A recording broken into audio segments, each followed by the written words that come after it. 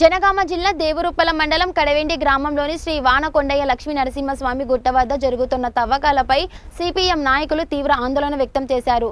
అనుమతులు పూర్తిగా రద్దు చేసే వరకు పోరాటం కొనసాగిస్తామని స్పష్టం చేశారు. జిల్లా కార్యదర్శి వర్గ సభ్యుడు సింగారపు రమేష్ మాట్లాడుతూ గుట్ట పవిత్రను కాపాడడం ప్రతి ఒక్కరి బాధ్యత అని, ప్రజల భావాలను దెబ్బతీసే తవ్వకాలను అంగీకరించబోమని అన్నారు. ఉద్యమాన్ని మరింత ఉధృతం చేస్తామని హెచ్చరించారు. ఈ ప్రెస్ మీట్ పెట్టడం జరుగుతుంది. దీనికి ఇంటి వెంకరెడ్డి గారు మండల కార్యదర్శి, అదేవిధంగా సుమ, కాసర్ల యాదిరెడ్డి, రెడ్డిరాజుల నారాయణ సిపిఎం పార్టీ మండల కమిటీ సభ్యులు, దీనికి సింగారపు రమేష్ జిల్లా కార్యదర్శి వర్గ సభ్యుడు సింగారపు రమేష్ కూడా పాల్గొంటుంది.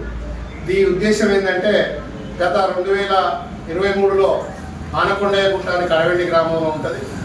దాన్ని 23 సంవత్సరాలు లీజుకి ఇవ్వడం జరిగింది.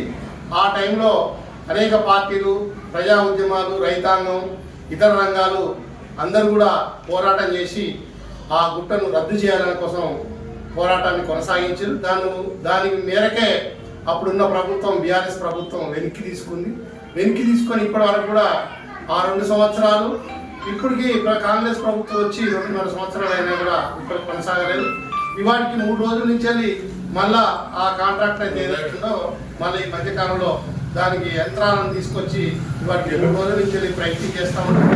మేము అంటాము, తెలంగాణ రైతాంగ సాయుధ పోరాటం అయితే గ్రామం కడవెండి గ్రామంలో, ఆ గ్రామం నుంచి దొడ్డి కొమరయ్య గారి స్ఫూర్తితో ఆ రోజు భూమి కోసం, భుక్తి కోసం, వెట్టి చామి విముక్తి కోసం పోరాటం జరిగింది ఆ కడవెండి గ్రామంలో.